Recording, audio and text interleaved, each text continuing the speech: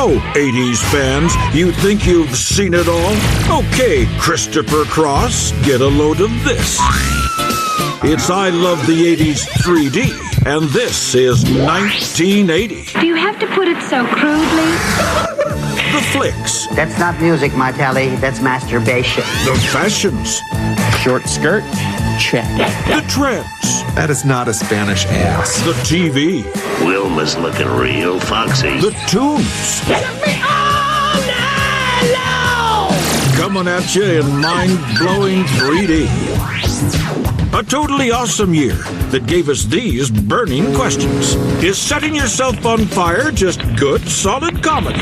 You know that even when he was like on fire and going, this is going to be a good bit. Can those eggheads at Intellivision ever beat out Atari? You have to be a math genius to play baseball. And why is Paul McCartney smuggling wacky weed in his suitcase? I think you should be able to hire someone else to do all your drug running. Plus, the cuddly and lovable Elephant Man. You had elephantitis, where your face just looks like dog. Because you love the 80s. Yes. Because you're still taking the Pepsi Challenge. Wow, that's tough. Admit it. The Pepsi Challenge. This is 1980 in 3D. 2 out of 3. Headed straight for your face. Yay!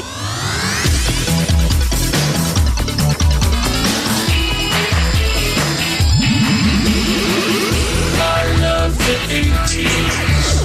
3D. I love the 80s. I love the 80s. 3D. Loved movie Fame. Very inspirational. That kind of changed my life. I'm not going to tell you that I became a performer because of the movie Fame, because that would be gay. But I'm not going to tell you that. Everybody knew about Fame. That's a god lie. Fame the movie was this performing arts school in New York. Everybody was creative, and they would break out in a dance. Fame was an exciting, inspiring movie that also encouraged a lot of unhealthy behavior. Dancing around as you eat lunch is a great way to get an esophageal hernia. Hot lunch. Whenever I hear that song, Hot Lunch, I just want to get up and dance and sing in somebody's mouth. That is a prison term, right? My character in Fame was Lisa Monroe, and she always got yelled at for not sweating enough. Less lip, Monroe, more sweat.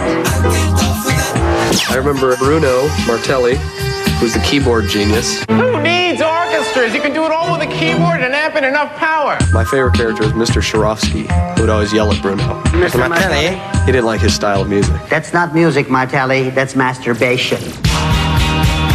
Leroy. Who didn't love Leroy? Leroy was a natural-born talent. If I'm going to be one of the Fame kids, it's going to be Leroy. Because A, he was cut. B, the boy could dance.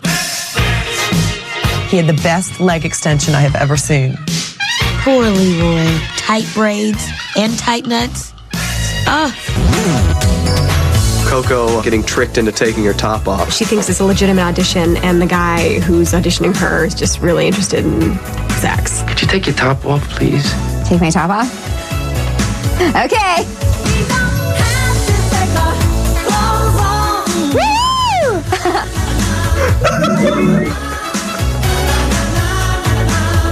Smile for me, yeah. And could you lick it? Okay. And could you just play with yourself a little bit? Sure. Really heartbreaking scene. The movie's kind of depressing, but the theme song was so fun. I wanna live forever. I'm gonna learn how to fly high. They would never permit people to just dance through the streets now. I mean, that's a $50 ticket right there.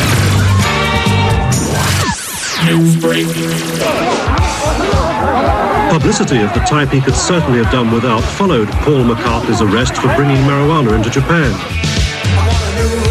Paul McCartney was arrested in Tokyo for possession of marijuana. That was a drag, man. It was a shocker because none of the Beatles songs seemed to have any connection to drugs. Paul McCartney had a half a pound of weed in his luggage. Not too bad. Not just like a joint or two. These Japanese just went off the deep end. It was a mistake, really. And then look at me. Do you have any marijuana? He's like, no. You know what I mean? Strip search him. I don't know what he was thinking. Sometimes people forget that they're still citizens of the universe. This substance, cannabis, is a whole lot less harmful than rum punch, whiskey, nicotine, and glue. Free Paul McCartney! Free Paul McCartney! I just was trying to imagine that, you know. Is this serious? Am I really going to be in jail for 7 years? When you're one of the most successful musicians of all time, I think you should be able to hire someone else to do all your drug running. Why didn't he give it to the drummer? The drummer's the guy that should get busted. This is not my carry-on, that's Bob's. Bob, what are you doing putting your in my stuff? End of 9 days in the clink, yes. A rich experience of life. Paul must have really been bugging in that Japanese jail. You think the other inmates knew he was Paul McCartney? Were they like, sing Hey Jude? Oh, Paul McCartney. Hello. Wow, that's amazing. What I would have paid for being in that jail cell with Paul. You and me, Paul. I love your work, Paul. I have a lot of questions. Do you know what I mean? Who's the Eggman? It's Paul McCartney. Give the guy a break. He should be immune to any laws. He should be like a diplomat. Paul, why do you need it? You know, you have your music. You have your fans. What else do you need? I don't take drugs. I never have taken drugs. Are you going to? No? Were you worried about being... Never again. Bogus. In 1980, Mattel decided, you know what? We're going to start having a black Barbie and a Hispanic Barbie. I mean, let's face it, the plastic reign of the blonde hair, blue-eyed Barbies had come to an end. We just as beautiful as them white girls, just as beautiful. We got them into my town via the Underground Railroad, and we found them to be just as boring as regular Barbies. They put on the box, she's black, she's beautiful, she's dynamite. Is this J.J. Walker's little sister? Why should white girls just have issues with their bodies? Shouldn't black women and Hispanic women also feel like they're not good enough? The great thing is that they didn't do anything for the features that made it anything different. Somebody got some shag pile carpeting. Put a little afro on her head and said, voila!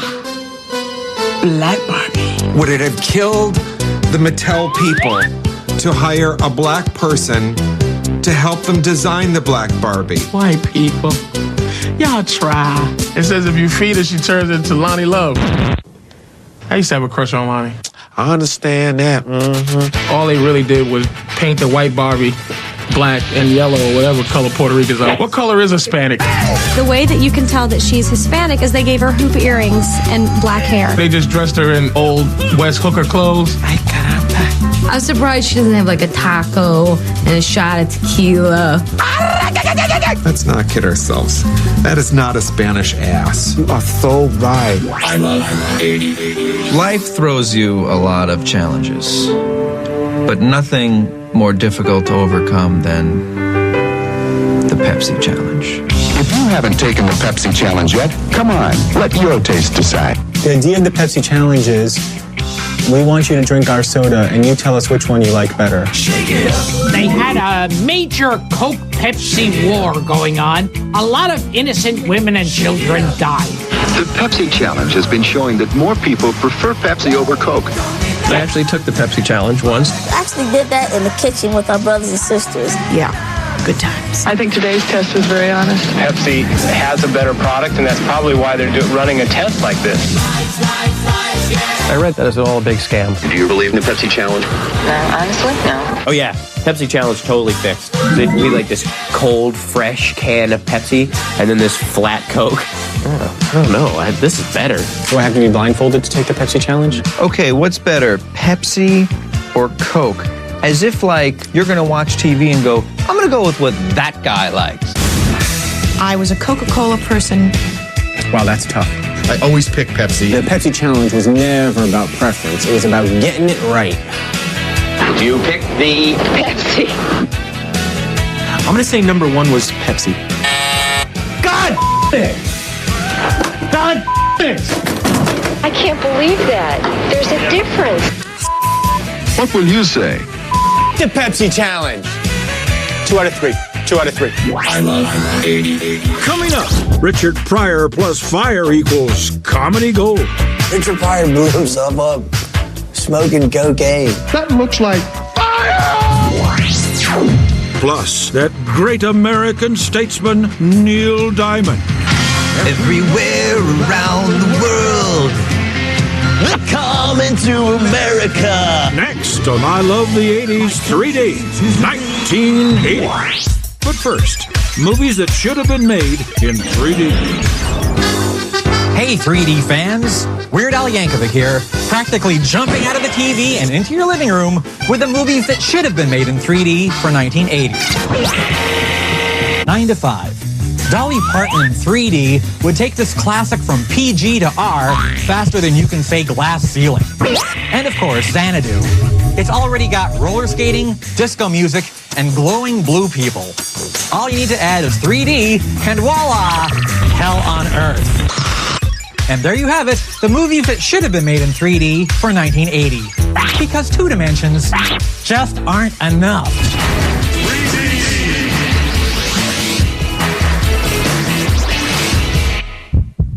Paula Abdul here, bringing you the teen idols that made your heart skip a beat back in 1980. Joni's Main Squeeze, Scott Baio. Desert Island Dreamboat, Chris Atkins. And Michael Jackson. His moves were off the wall. Those were the teen idols of 1980. Straight up, now tell me, is it gonna be you and me together? Straight up. I love the 3D. Richard Pryor, the comedian and writer, was badly burned in an accident at his home in California last night. That was like the shot heard around the world, you know? Richard Pryor blew himself up smoking cocaine. that looks like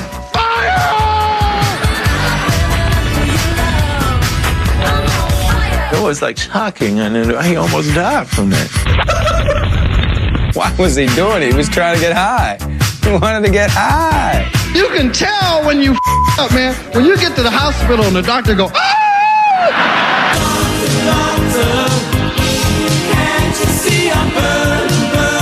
Richard Pryor either walked or ran nearly a mile and a half from his house to this location where an ambulance rescued him. I did the 100-yard dash in 4.3. He leaned over to my window and asked me to help him. And what did you say? I told him to get in. I'd take him to the hospital. You know that even when he was like on fire and like his head is just engulfed in flames, he's going, this is going to be a good bit. I remember this one been straight to Matt like this. Said, what's that? Richard Pryor running down the street. The best thing of all was he didn't singe his mustache. It was a miracle. Something went wrong in the experiment. See, Richard didn't take chemistry class. When drugs require needles and flammable equipment, I think you've got a problem. But I'll tell you one thing, man. When that fire hits your ass, that will sober your ass up quickly. That's the lesson to the children. If you're going to freebase at home, do it in a safe environment without a lot of flammable stuff. I thank God every day, Jack. I do. I say, God, thank you for not burning my...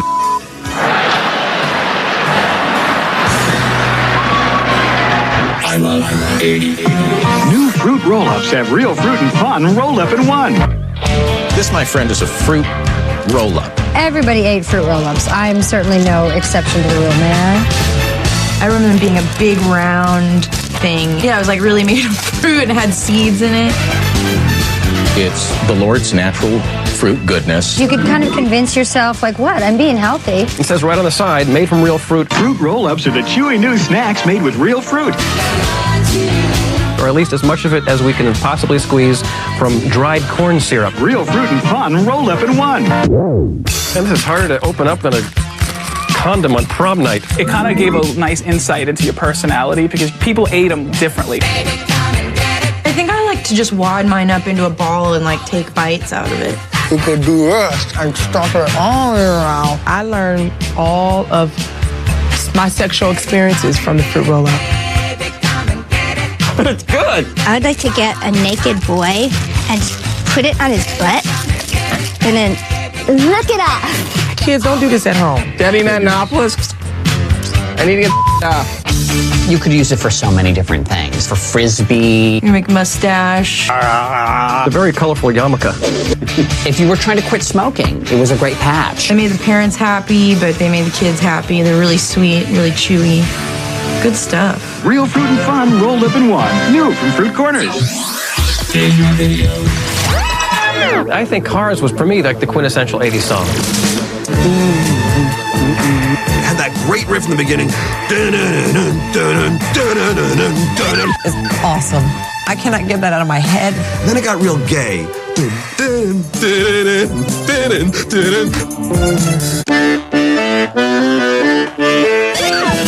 Here in my car, I feel safest of all. I can lock all my doors. In Cars, Gary Newman just looked new wave. He fit the mold. I remember he was a little bit strange looking. He had that kind of goth look. He was very pale. He needed a little sun. Obviously, he's completely influenced by David Bowie in his Berlin cocaine phase. You're used to this. You're used to this. Oh, now I'm going to mix it up. Now I'm over here. It was so low budge and funny. Didn't he have his face like in a tambourine or superimposed on like the keyboard keys? I thought it was pretty awesome. It was like super CGI effects, right? You still hear it now, and you know, you start moving. Android or not, I love you, Gary Newman.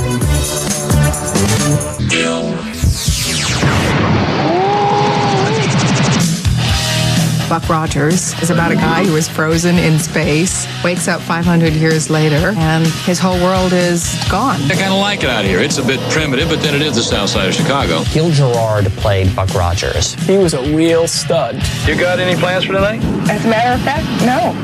Too bad, I do. Erin Gray, wasn't she in that? Hi, Buck. Erin Gray with the blue eyes, and she was in Silver Spoons after that. I'm Colonel Deering, commander of the 3rd Force of the Earth Directorate. That was the hottest chick in space. My character's name was Colonel Wilma Deering. Yeah, Wilma. Yes. Apparently, spandex is the only fabric that will survive in the 25th century. It was so tight that it was like wearing a girdle from head to toe. To a 10-year-old, that was like softcore porn. Erin Gray, if you're out there, call me. And bring the outfits. Wilma's looking real foxy. It had the worst robot in the history of science fiction shows. What is that? This is Twiki. Looks like a robot costume that I made when I was like 12, where I just took a box, spray painted it gray. Like a little midget in tinfoil. How'd he talk again? Beady, beady, beady. How is it that this is the third I Love the 80s, and we're only now talking about Tweaky? This is ridiculous. Somebody dropped the ball here. Hi there. The surprise of Gary Coleman on Buck Rogers is that he was not brought on to play Tweaky. Don't give me any of that Dr. Doom jive. What you talking about, Wilma? Special effects are so bad on Buck Rogers. It looked like it had a budget of like maybe $200 an episode. Someone was on some major drugs when they created this, but not the good kind of creative drugs.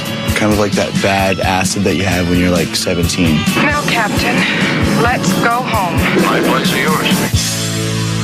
I love 80. Coming up, Intellivision for IQs 200 and higher. You have to be a math genius to play baseball. Plus, AC/DC perform a public service. Music that makes you want to drive fast and punch people. Next on I Love the 80s 3D, 1980. But first, Chuck Woolery here with the best on-screen hookup of 1980. John Travolta and Deborah Winger in Urban Cowboy. Travolta quickly learned that Houston wasn't Brooklyn, and it would take a little more than doing the hustle to make a Texas-style love connection with that feisty little filly Deborah Winger. So he traded in his white suit for blue jeans and a cowboy hat, took a mechanical bull for a ride. You know, if things don't work out in the future for these two, we can always have them back and let the audience pick who they should date. And of course, dinner will be on us. There you have it. John Travolta, Deborah Winger, the best on-screen hookup of 1980. And we'll see you 2 and 2. I love the 80s. Hello, darling. Elvira here with the biggest boobs of 1980. Hold on. Just get your mind out of the gutter, will ya? And your eyes off my chest. I don't mean these boobs. I'm talking about Rosie Ruiz. Now, she ran only the last mile of the 1980 Boston Marathon, yet she was still declared the winner. Now, here's the kicker. After she was found out, she still wouldn't give that medal back. Now, I heard her sore losers before, but this one takes the prize. Here's to you, Rosie. The biggest boob of 1980. And trust me, I'm an expert. I love the beat. 3D. The Post-it note changed my life. And I'm going to go down as saying it's the greatest invention ever. Ever. Post-its came out in 1980. What has ever been greater than the Post-it? I cannot believe these have been around for a quarter century now. I put that right up there with the toilet. When I tell my daughter Arnold called 17 times, I make it stick. You can leave notes for anyone and everyone. And it takes this much time. Bap. What a huge slap in the face to Scotch tape. Tape's so played out. Tape is so 1970s. I first saw Post-its at my dad's office, and I remember thinking they were so fancy. Oh, what would I use them for? Well, I'm a comedian, so you know me. I'd put like, don't forget to buy eggs, and I put it on the fridge. So I take one, and I fold it, and then I put my mascara on. What do you define as a problem with Post-its? I know my limits. I know what I'm comfortable with. They're addicting. She makes it stick. Post-its were the ultimate in passive-aggressive behavior. The 80s version of an angry email. I want a divorce. Stay out my room. Clean the dishes. A much more peaceful means of communication. Well done, Mr. Post-it. I don't know who you are, but I say thumbs up. I love 80. AC/DC Back in Black is the quintessential rock and roll album. Black cover, said AC/DC on it. Just kept it simple. AC/DC rocks. Hit the stone! Music that makes you want to drive fast and punch people. Got news from the news. Their lead singer dies. They go and they find Brian Johnson. Everybody thought, can they be as good as the old AC/DC? And Brian Johnson said, yes, we can. It sounds a little bit like a sheep. Back in Black, I guess it's that they've turned a profit this quarter. Okay, they're out of debt. You're back in black. Congratulations. You don't have to scream about it. That is rock and roll. I could not deal with AC/DC and then that. Talking about some pipes. Yeah! No.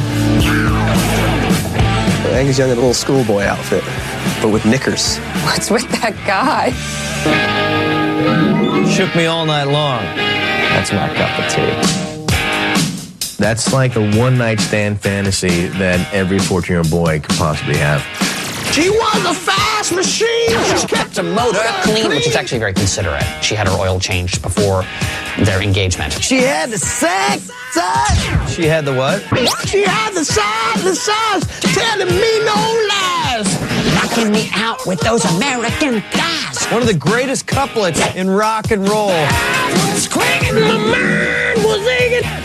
Where I'm making it and you shook me all night long. You shook me all night long? What were they talking about? AC/DC was kind of known for making the same song over and over. It's formula, 3 chords, but they make the formula work. I love 80. Introducing Intellivision, the new home video system from Mattel Electronics. Intellivision was like the rich man's Atari. If you try them both, there's only one conclusion you can come to. Intellivision. I wanna rock! This had better graphics, if you can believe it. When you played with Intellivision, you thought you were really blasting asteroids.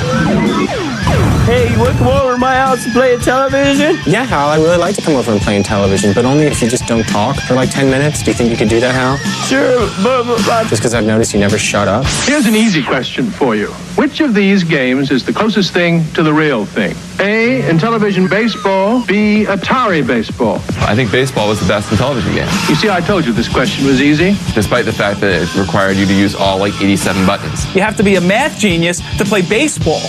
It's like trying to play a video game with your iPod. It's really, really hard. I never played it before because I couldn't figure out how to hook it up. If you got the Intellivision, you were just a little better. Pissed me off. Discover Intellivision. It can change your family's life. Moody, I'd like you to meet my bodyguard. My bodyguard was about this skinny kid who hires his tough friend to be his bodyguard. They couldn't do this movie today because it would just be like, oh, you got a bodyguard? I got a gun. Say hello to my little friend. Christopher Makepeace, playing Clifford Peach in My Bodyguard. Clifford, is that Peach or Peachy? Peach. Was Rudy the Rabbit in Meatballs, and still getting picked on. Chris Makepeace plays a guy whose dad is Martin Mull and his grandmother is Ruth Gordon, so his life should be all giggles and ha-has, but no, he goes to public school.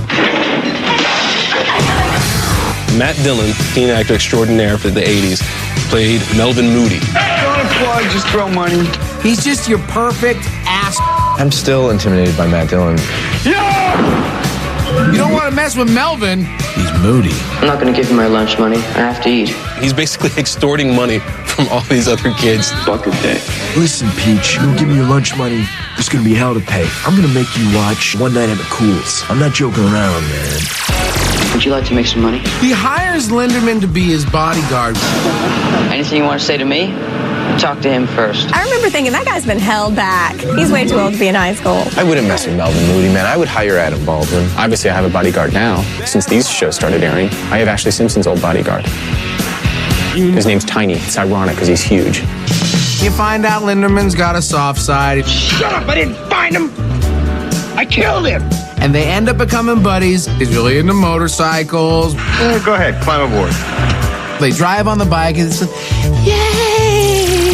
We can need your damn bodyguard over there. Come on! The great scene at the end, Cliff finally stands up and takes care of things himself. Come on, you come on, whip. It's priceless. It's like every little nerd who's ever thrown a punch. He just kind of gets him in the nose. And Matt Dillon just goes down. It's beautiful. You broke my nose. You broke my nose. You broke my nose! You broke my nose! I really think he broke his nose. Rudy knocks Matt Dillon's lights out at the end of that movie. Good for him. Good for Rudy.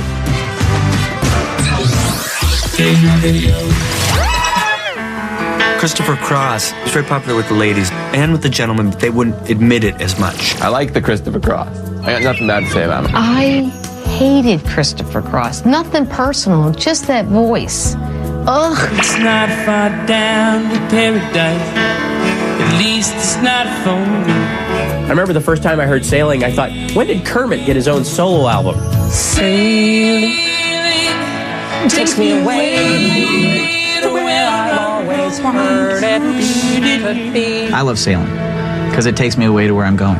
Very heartwarming and emotional. Should have called it golfing. It's soothing, and you don't really have to listen to it, which I like. It can just sort of exist in the background, and I don't need to hear it. Sailing. I'm hearing it, but I'm not hearing it. Just a dream in the wind to carry me.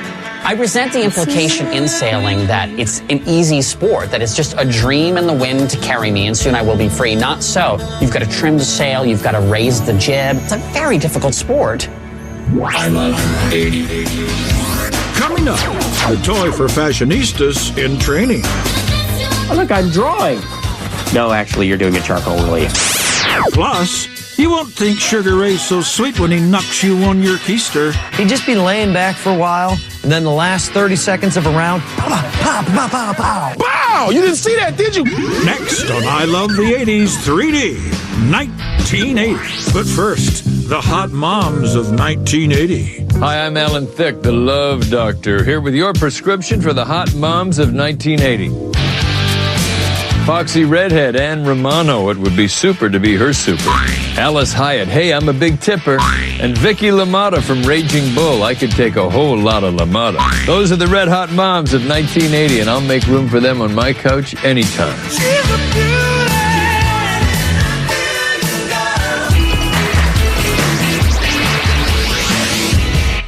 Hi there, I'm Emmanuel Lewis, here to school you on the pop culture term of 1980. Like, used as a modifier. Like became the must-have accessory to go with every sentence. Like even this one. For example, Webster was like one of the coolest shows of the 1980s. That was a pop culture term of 1980. Like, you've been schooled. I love the 3D. I loved Neil Diamond in The Jazz Singer. Great movie. He played a cantor's son who couldn't follow in his father's footsteps. He has dreams, aspirations. be a rock star. Don't we all? It's not tough enough being a Jew? He had to go to Hollywood and find out if he had the stuff. I have to go out there for 2 weeks. No. And he did. No more Cantor Son for him. Called it the jazz singer, but he wasn't singing jazz. Rock! You gotta love those sideburns. He gave Elvis a run for his money. Neil rocked it. Yeah, he was hot. I remember thinking, like, I wanted to put my head on his chest. Is that weird? Because I didn't know a lot of hairy guys then. Then he meets Lucy Arnaz. I offered him my body once. The girl. She's a shiksa, right? He settled for a pizza. Who plays his father? It's Laurence Olivier, greatest actor ever. Laurence Olivier, genius actor. Oh, please. What a nice place you got here, Yussel. What are you doing to me, Yussel? Marrying a shiksa? That's easy stuff. Bob, this is Molly. My favorite scene is when Sir Laurence Olivier gets really upset that his son's doing rock and roll and is choosing this lifestyle, and he rips up his shirt. Oh, God, that's a heavy day. Lost his son, and that coat's gone. Why are you doing this? It was a very dramatic film, and some great songs came out of it. Love on the Rocks. Ain't no big surprise. Pour me a drink, and I'll tell you some lies. Woo! That boy can sing. I do remember there's a big finale in the end where Neil does kick some ass in front of all the peeps. And when I hear America, it makes the hairs in the back of my neck stand up a little bit. It's like, that's a new national anthem.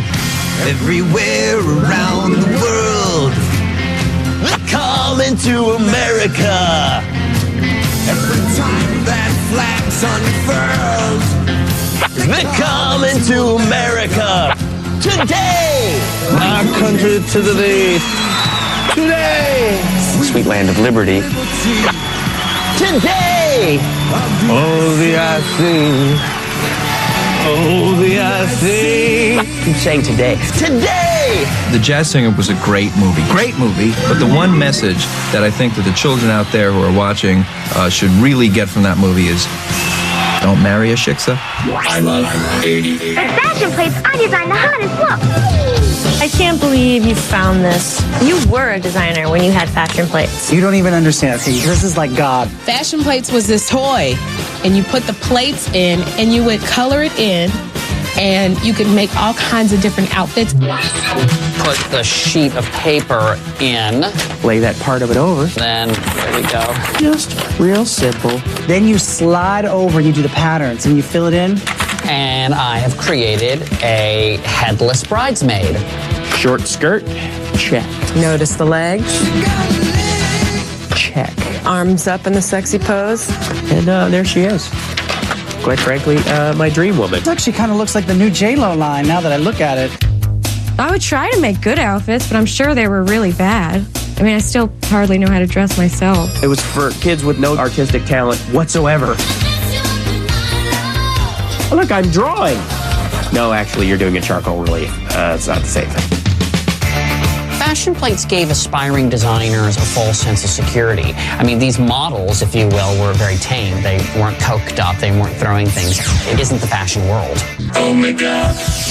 Sugar Ray Leonard, the charismatic WBC welterweight champion, has become America's newest hero. Sugar Ray Leonard was an amazing boxer in the early 80s. We used to call him Baby Ali because he reminded us so much of Ali. Muhammad Ali had retired, and there was a big void in boxing, and Sugar Ray Leonard ran with it. I liked Sugar Ray Leonard because he was a pretty man. Sugar. Now, I'm a pretty man, so he made me feel less effeminate. He lifted the look of boxing to another level, glam and glitz. You remember the 7-Up commercials with Sugar Ray and his son in there? Good, huh? That kid was pretty cute. Now, that's just my dad. Yeah, because you can't see. He'd just be laying back for a while, and then the last 30 seconds of a round, Taking a backward step. Look at that. What's going on here? Wow! You didn't see that, did you? Bond tries to fight back. Bonds is hurt. And he was doing this, you know, and boom, and like treating him like a Three Stooge. Mama said knock you out. Boom! Oh! And he'd win. Ding, ding, ding, ding! I'm Sugar Ray, baby! One of his most famous fights was with Roberto Duran. Roberto Duran just gave up. He said, forget it. Because Sugar Ray was putting it on him.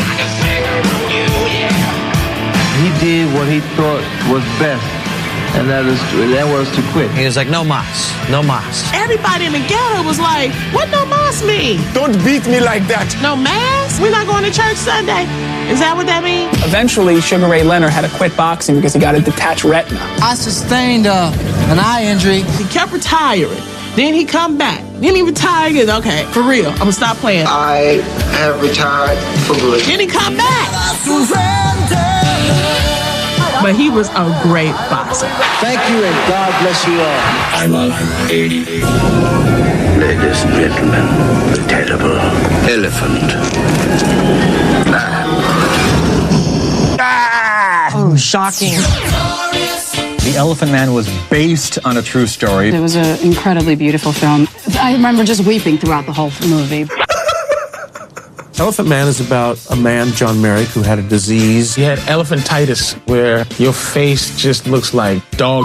That sucked, man. This is about a guy with an unfortunate medical condition, and that condition is exploited for profit. Just like they did to John Holmes. At one point, they show the Elephant Man what he looks like.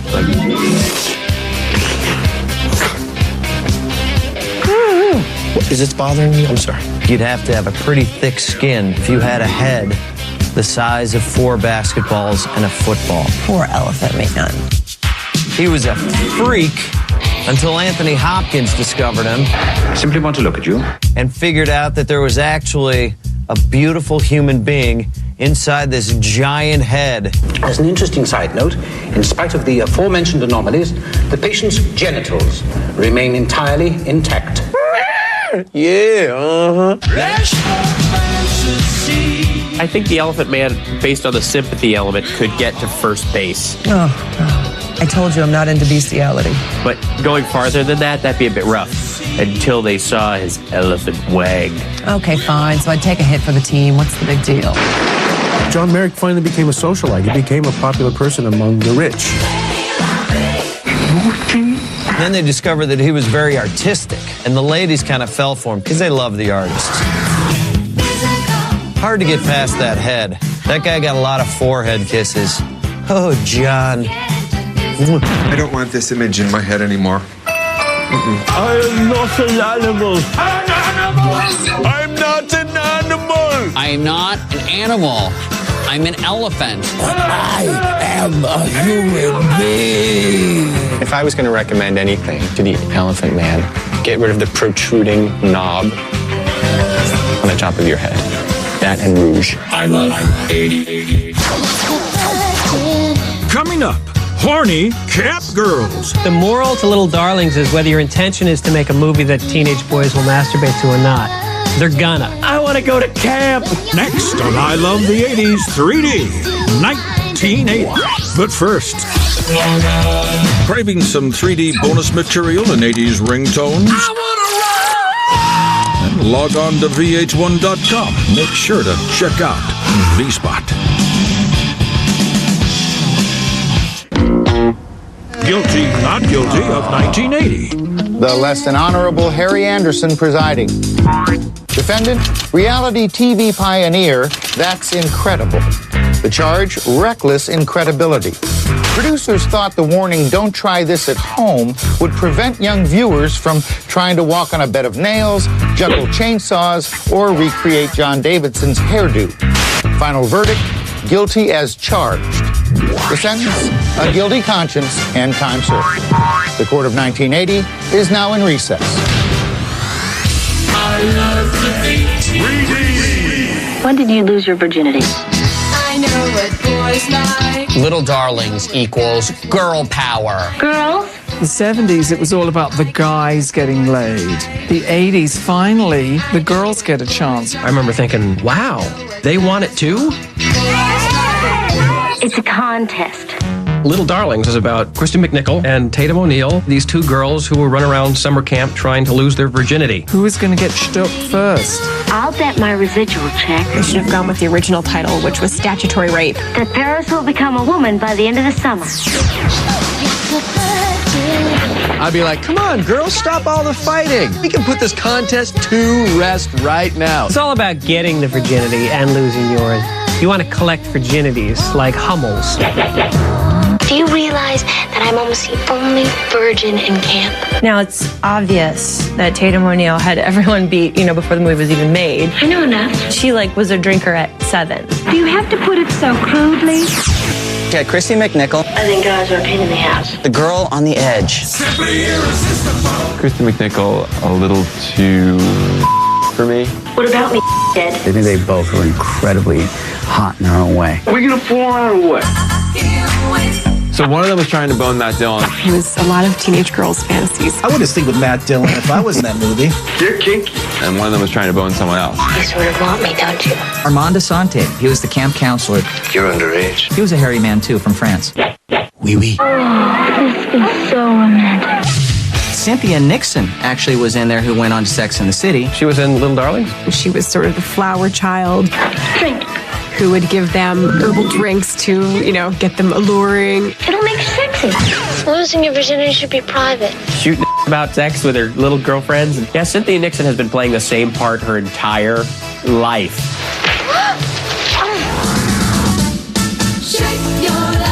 You know what bugged me about Little Darlings? Everybody's all up in arms. These two 15-year-old girls are talking about losing their virginity. I'm in the flower of my youth. That's natural. What's wrong with having sex? Everybody does it. I want to go to camp. And then you go to camp and you're like, this is nothing like Little Darlings. Congratulations. You won fair and square. Here's the twist of that particular movie. There is a twist. Do you feel different? She was like, I really didn't do it. My whole affair was a lie. Come on. He didn't even touch me. She fessed up, and the other girl was like, well, I did. Me and Randy.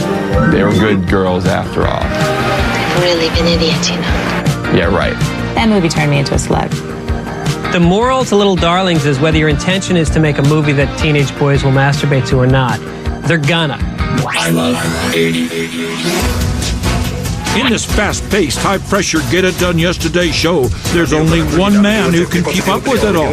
John Machida here, America's favorite fast talker with the year in review for 1980, just in case you missed anything. Whether it was Coke or Pepsi, 1980 started the decade off with a bang. We blasted into outer space with Buck Rogers and Tweaky and also watched Sugar Ray Leonard become a legend while Neil Diamond was busy breaking hearts in the Jazz Singer. But let's not forget Ricky Linderman doing some busting up of his own in My Bodyguard. Christy McNichol and Tatum O'Neal tried to lose their virginity in Little Darlings. Richard Pryor lit himself up freebasing, and Sir Paul McCartney was locked up in a Tokyo prison for possession. We didn't turn away from the Elephant Man. I am not an animal. Fruit roll-up scented lunchboxes, black and Hispanic Barbies entered girls' homes. For future designers of America, there were fashion plates. AC/DC was back in black, all the while the feel-good vibe of Christopher Cross was sailing from our speakers. And that is 1980 in a nutshell. Any questions? Welcome to I Love the 80s 3D, powered by 80s 3D Vision. 80s 3D Vision delivers humorous nostalgia about your favorite 80s entertainers, fads, and important memories, all in 3 dimensions. You mean 3D? Mr. 3D, what are you doing here? I love 3D! Mr. 3D, stop! You're damaging the fabric of the space-time continuum. Wow! It's I Love the 80s 3D. Coming up next.